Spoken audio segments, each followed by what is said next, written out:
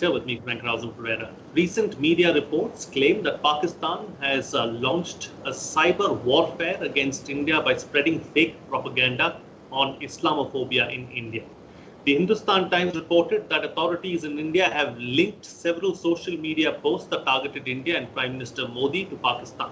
Intelligence agencies in Pakistan have been exploiting social media platforms to fuel anti-India sentiments in the Gulf countries to put a strain on the ties of India with the West Asian countries.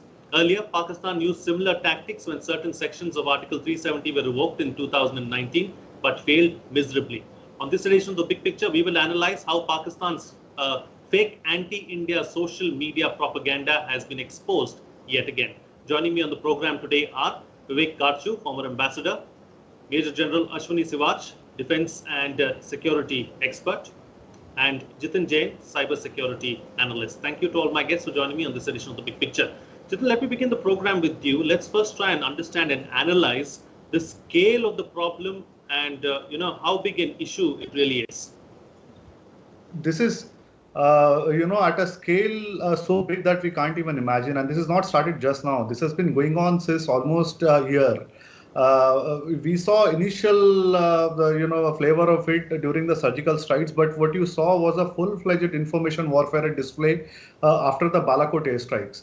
So there was a flood of videos showing burning visuals of Indian pilots, downing of Indian aircrafts. And 90% of those videos were fake. They were of different incidents which happened 4 years ago across different parts of the world.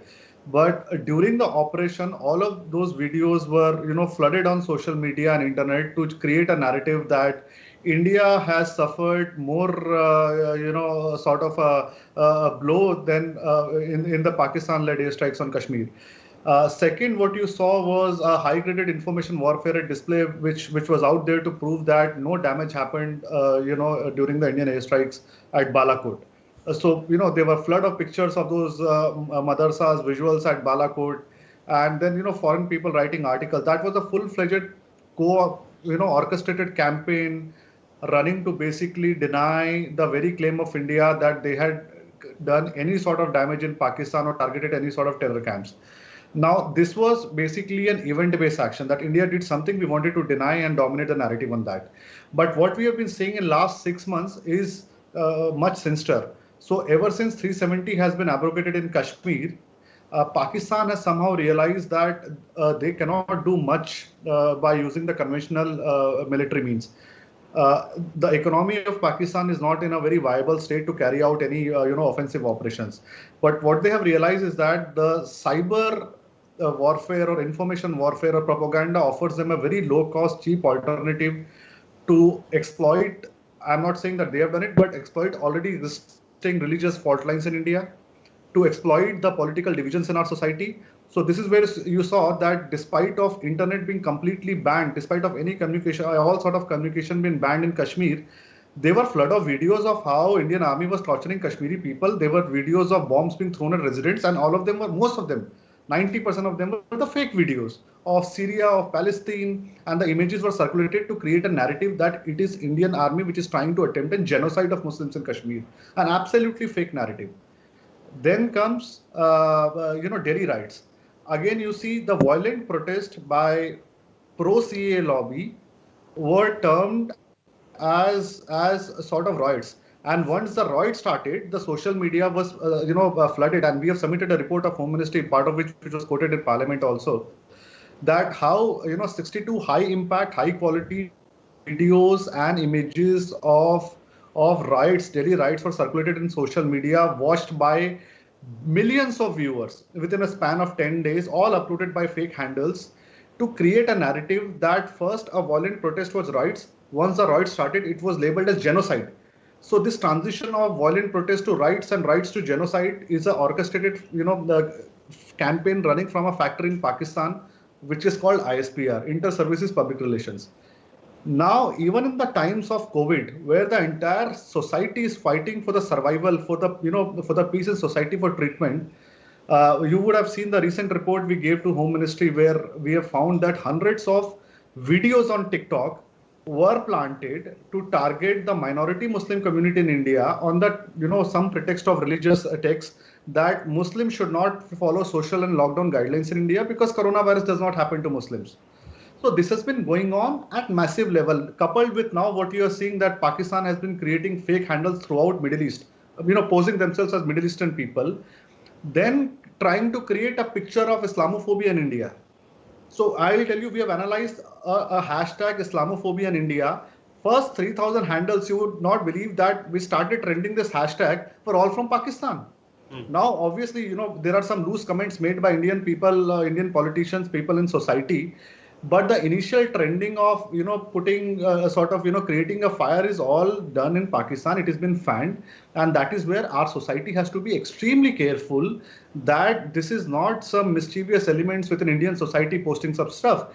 It is a well-mediated, pre-planned, massive social media propaganda campaign which is running out of Pakistan to divide India on religious lines, create a picture of the Prime Minister and government that they are anti-minorities, create a picture of your institutions that they have submitted to the government and they are not able to protect, like Delhi police.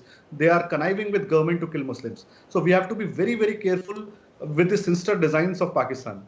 Right. Okay. All right. We have to be careful of the sinister designs of Pakistan is what Jitin Jain is suggesting. Ambassador, this is where I'd like to bring you in. I mean, this is something that is expected, isn't it, as far as the Pakistani deep state is concerned? I mean, they are going to try and do everything that they possibly can to try and destabilize us.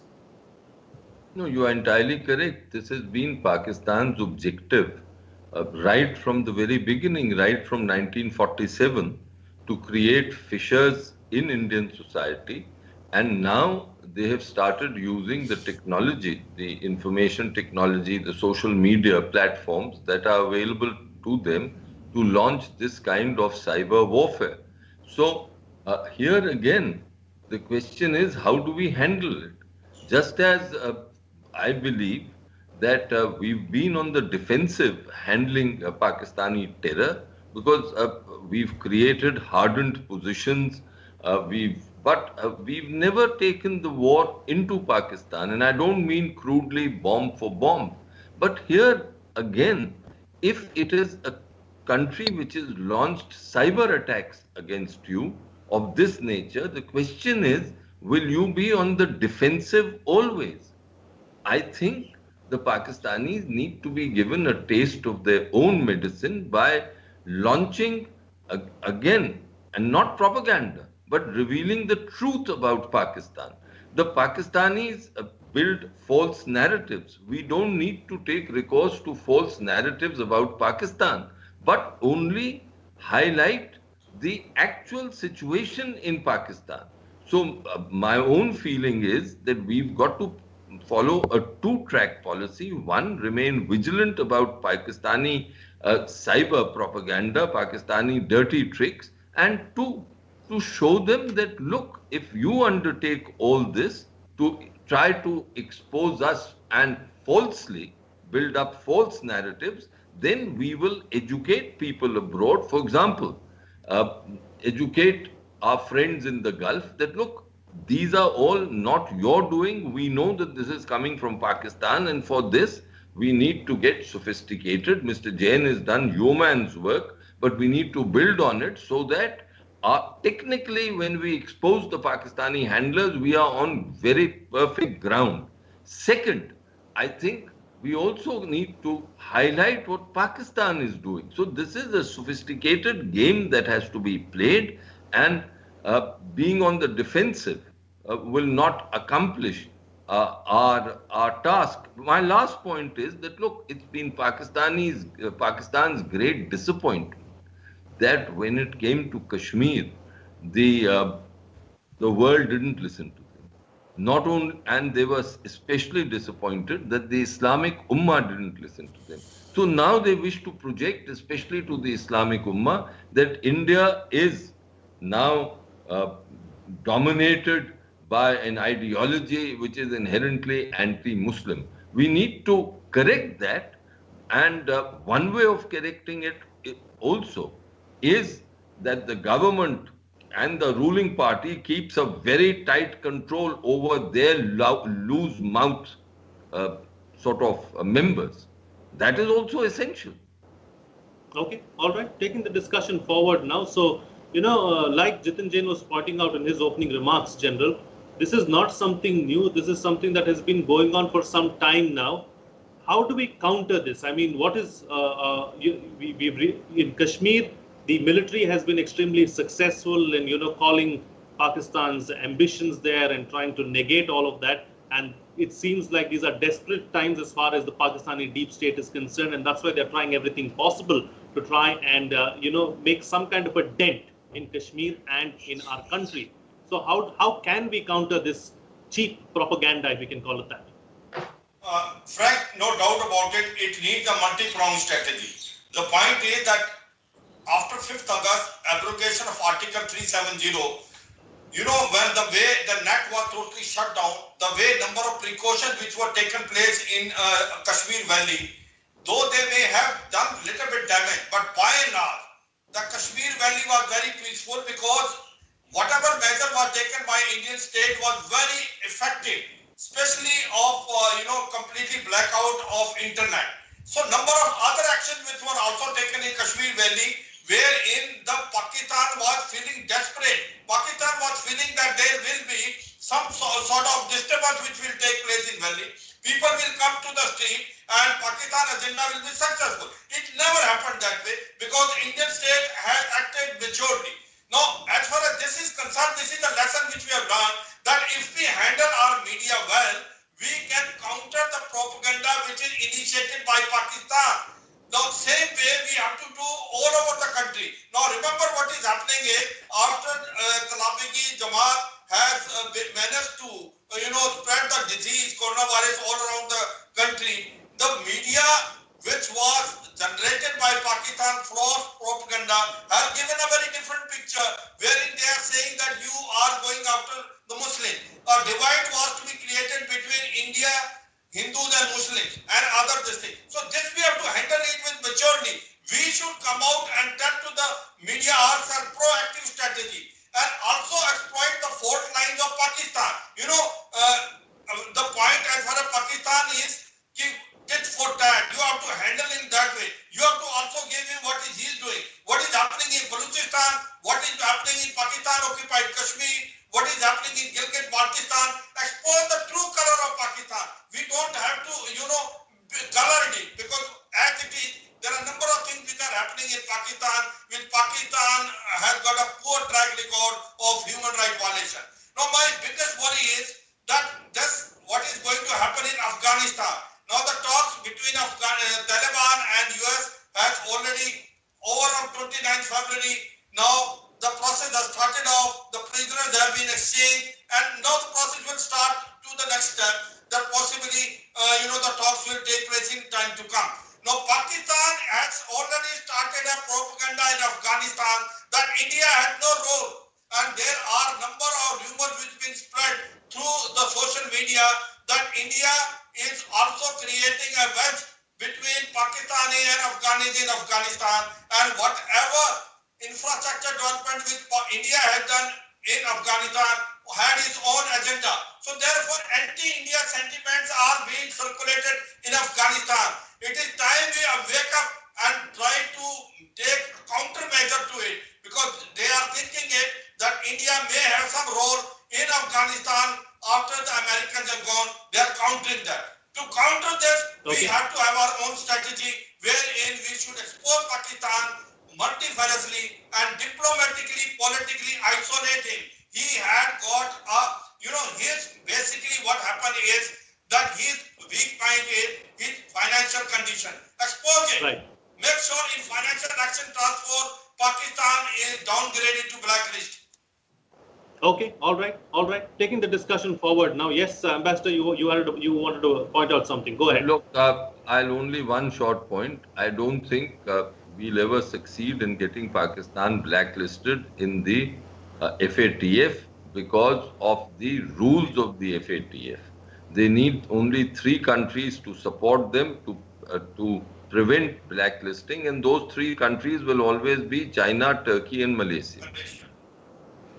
Okay, all right. Okay, taking the discussion forward now. So Jitin Jain, how do we counter this? Okay, and first and foremost, let's talk about how all of this originates, how this is being done, how is this propaganda being spread by Pakistan? Secondly, do we counter it with better technology, or what should our answer really be to this problem? You see, all sort of information warfare campaigns always have two objectives. One is to get some, immediate results or short-term objectives, and one is to, attain a large-term strategic objective by running that campaign.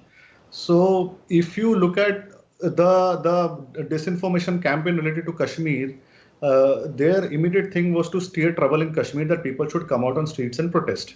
Now, that probably did not happen to an extent they wanted. And the larger objective was that there has to be a picture of India painted across the world that this is a anti-Muslim country trying to run a genocide in Kashmir targeting Islamic community. And then probably get all the countries which have been standing in support of India. See, we have had a phenomenal growth in the India-Middle East relations. I mean, most of the Muslim countries in Middle East today have got very strong relationship with India. And that is a factor which Pakistan has not been able to digest, especially India's relation with the UAE and Iran. Now, that objective of getting these Islamic countries or OIC countries or Middle Eastern countries stand together with Pakistan on name of Islam against Indian Kashmir did not happen. They tried the similar thing in Delhi. See, 59 lives are lost, hundreds of crores of damage, property was gone. Then you start painting a picture that, law enforcement agencies like Delhi Police and Ministry of Home Affairs are working in tandem with RSS to carry out the genocide of Muslims, and then ask Muslims to protest and defend themselves by posting fake videos of RSS goons carrying guns and all those things. Once some reactions happens, obviously you have put the fire, and now you start painting a picture that there is a deep religious divide in India where Muslims are being targeted and countries should speak up. Right. Now, that's where, I agree with Ambassador Karzu that we've suffered our first foreign policy casualty when, because of fake news, Iran issued a statement against us after Delhi riots. And absolutely 90% of content you analyze in Iran is 100% fake news originating out of Syria, Palestine, and all Bangladeshi videos labeled as Delhi riot videos. Now, second, now come COVID. Again, on the name of Jamaat or other things, you start creating a social media narrative of Islamophobia in India to again create a situations that where on the name of Islam, you are able to misguide and mislead Indian Muslims not to follow lockdown guidelines. So immediate, trouble maybe to ensure that Muslims do not follow, they run away and all those things. But the larger objective was that India's lockdown has to fail, because every day we have to extend a lockdown, we end up suffering a loss of more than lakhs of crores. And that's where Pakistan has realized that our economy has already gone for a toss. We have no money. So let's put the same thing in India. So now you look at the cases, 30% of cases coming from a particular group, even if we had to extend the lockdown kind of economic situation we have to face. Now, third, again, you start painting a picture of Islamophobia in India. Now you have got three things. You post all the Kashmiri videos, you post all the Delhi riot videos, and again say that look at what is happening in Jamaat, coupled with this fanatic statements by these loose politicians in India, and then ask countries to issue statements against India. And we have suffered second foreign policy casualty, because yesterday I think some verified handles in Middle East are tweeting that cabinet in Kuwait has issued a statement condemning Indian government. So I 100% agree with Ambassador Karzu that we have to be very vigilant. We have to detect these campaigns on time. First thing what we have to do is to tell all Middle Eastern countries that which Pakistan is trying to target to make them stand against India, that look, you might be the victims of these falsified narratives. You might be the victims of this fake news infodemic, and our foreign relations might suffer too. So be very, very careful in what you see and what you believe. Third, I think this approach of, as Ambassador Karzu said, probably giving them a taste of their own medicine. I 100% agree that वो कहते हैं ना, लातों के भूत बातों से नहीं मानते. See, their society is deeply fractured society. We can exploit any issue like Balochistan and any other thing. But as a civilized society in India, we have never done that. We are fighting to contain COVID. We are not fighting to create trouble in Pakistan. This is where difference between India and Pakistan lies. But I think if it comes to an extent that India is suffering because of this, our foreign policy is suffering because of things, I think the stringent action has to be taken, and they have to be, delivered the same medicine in their own taste, maybe much bigger in size and much better in taste. Okay, all right. Ambassador, let's talk about another aspect now. Will all of this have an impact with our ties, with our West Asian allies? over the last few years, we've seen that our ties have grown many-fold. We've converted them into strategic alliances as well. So is that under stress now? I don't think that the West Asian governments would be impacted by Pakistani propaganda.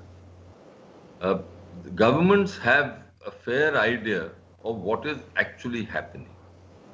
However, I'm not so certain of the impact on their societies and especially on their religious clergy. Because if it is projected day in and day out that India has Islamophobia, and that is exactly what Imran Khan is trying to do. If you see his speeches right from August 5 last year till now, all the focus is that India is in the grip of anti-minoritism, India is in the grip of anti-Muslim sentiments, etc. And how this is fanned is they take a loose comment and blow it up. Now, the fact is that the loose comment is blown up by the mainstream media. Let us not forget that unless the mainstream media creates a ground for a false narrative, it is very difficult for the false narrative to be sustained. So the mainstream media, the liberal press, liberal international media would pick up a story, and that story then is fanned. It can be a story which is a totally stray story. You have a loose mouth person who's making a comment. You have someone who is who's crazy, making something some comment against the minorities, and that then creates a fertile ground for these social media handles to work upon, and that impacts on society. That is why my plea, which I am happy that Mr. Jain has agreed with, that loose comments have to be very tightly controlled. I 200% agree with sir. And let's take an example, specific example of how Pakistan is done. So from last 2-3 weeks, several videos, fake videos, I would say old videos have surfaced of some, Muslim fruit sellers spitting on fruits and selling. I mean, Indian society has a habit of touching mouth and, counting currency notes. People, polish apples. It happens in Southern Asia. So some 2-year-old 4 or 5 videos are picked up, circulated here and there, and all done by these fake handles in Pakistan. And once that started viraling in India by real handles, couple of people made loose comments like, don't buy fruits from Muslims. Now that's where the objective is served. Once you have couple of loose cannons, spitting such statements, these are then amplified and projected as mainstream narrative of India by Pakistan that, look, this is what is happening in India, that people are refusing to buy because of Islamophobia. And obviously then under pressure, government has to take action against these people. Right. Once the FIR or registered action is taken, they further amplify the narrative that their own government is admitting that this is happening in India. So it is a vicious cycle. It's a trap we are falling into by not curbing the very origin of fake news. And once it is, amplified, served with these loose cannon statements, there is no way out. You are caught in 360 degree of web. You can't come out. An example, we analyzed 40,000 handles which are talking about this Islamophobia, other Islamic narrative in India. Guess what? Not even a single one of them who are talking about the world to stand up as one for Islam has talked a word about Uyghur Muslims in China. The only country which does this hypocrisy is Pakistan. 80% handles we analyzed are linked to ISPR in Pakistan, Inter-Services Public Relations. So, once you have a professional military agency carrying out the government, a pre-planned objective of such sort of information warfare in a foreign country, not only playing with our internal rifts, creating trouble in our internal country, but also, targeting our foreign policy. I think we have to first understand that you can't fight such a large game by, the reactionary approach. You have to have an organized setup to target this, detect this, and do what is required for 1.130 crore people of India. We can't just sit like lame ducks and get targeted every time, ever again.